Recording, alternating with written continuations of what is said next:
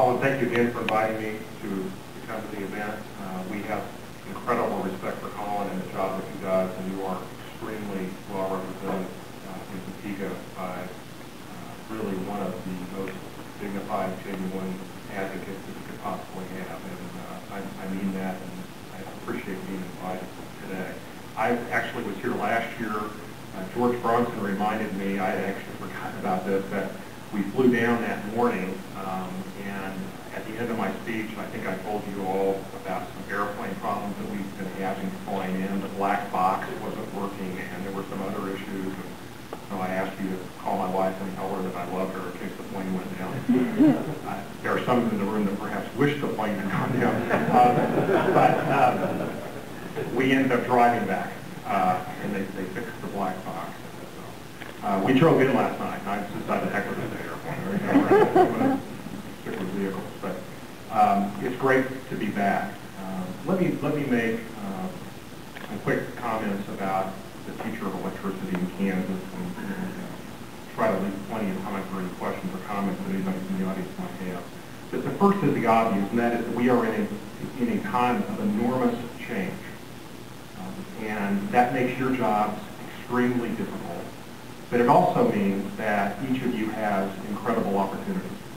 Because any time an industry goes through enormous change, the folks that are nimble, that are smart, that are quick, that are flexible, benefit from that change. The folks that aren't generally do not. And so your skills, your needs, your insights are more needed than ever. Historically in Kansas, our electricity, of course, has been primarily provided by coal.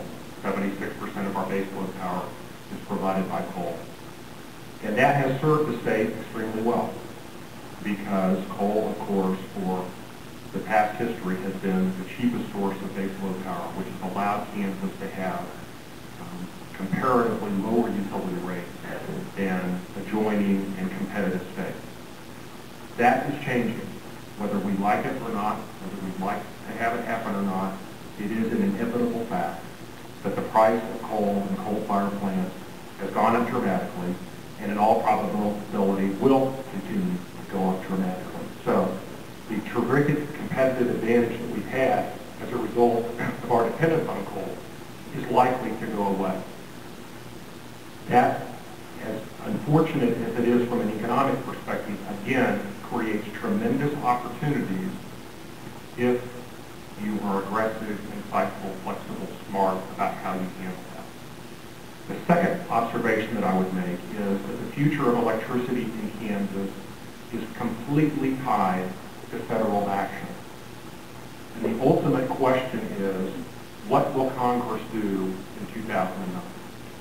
Because the actions that Congress does or does not take will dictate which baseload source of power is the smart, economic, competitive source for all of you to be looking for. As you know, we'll say all three presidential candidates have supported a cap-and-trade system. And they haven't supported cap-and-trade systems that are just sort of fluffy, just sort of, let's throw something out there that's not a real system. They are supporting for real, very serious cap-and-trade systems that call for significant reductions in carbon output by the year 2050. The Warner-Lieberman bill, which is considered to be the softer of the bills, I believe calls for a 65% reduction in carbon by the year 2050.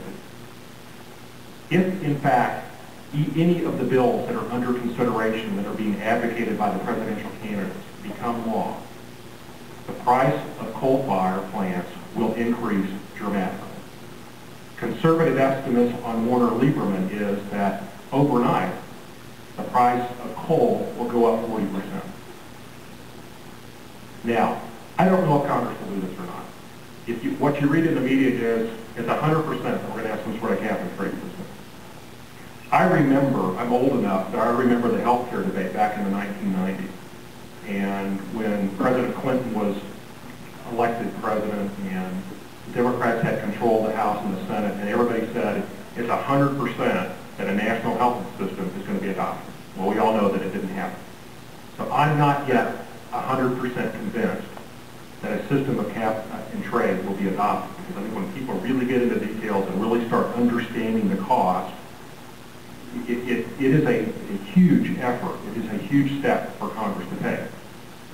But if it does happen, it's going to fundamentally change the economics of electricity, not just in Kansas, but in the entire country. And it will rapidly accelerate the redevelopment of nuclear power, which we're already starting to see in some parts of the country. It will rapidly accelerate the development of carbon-free sources of power, whether it's wind, perhaps even solar, or something, or any other type of carbon-free or carbon-neutral power that's out there. So one scenario is that cap and trade is passed, and that changes everything. Second scenario is that nothing's passed. Congress gets jammed up, nothing happens. Even in that scenario, the future of providing electricity will continue to change because costs will continue to fluctuate. And if you're stuck in a business model or think that you're going to be in the same business model that worked in the 1970s or 1980s or 1990s, I'm just suggesting to you that one opinion, which is mine, is that that is probably not going to work. And that the folks that are nimble, keep their eyes open, and figure out their opportunities are the ones that will prosper. The third observation that I would make about electricity in Kansas is that electricity will be a huge economic driver in our state. And that's true for, I'll just isolate two areas, wind and transmission. Under any scenario, whether a cap and trade system is passed or not, there will be a significant amount of wind farm development in Kansas in the next 10, 20, 30 years. And there will be an enormous amount of transmission lines built. You're already aware of 2 transmission projects that have been announced and that are being pursued.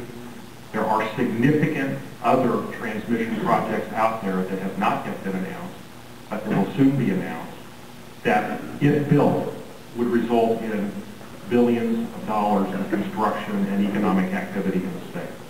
So electricity is going to be a huge economic driver.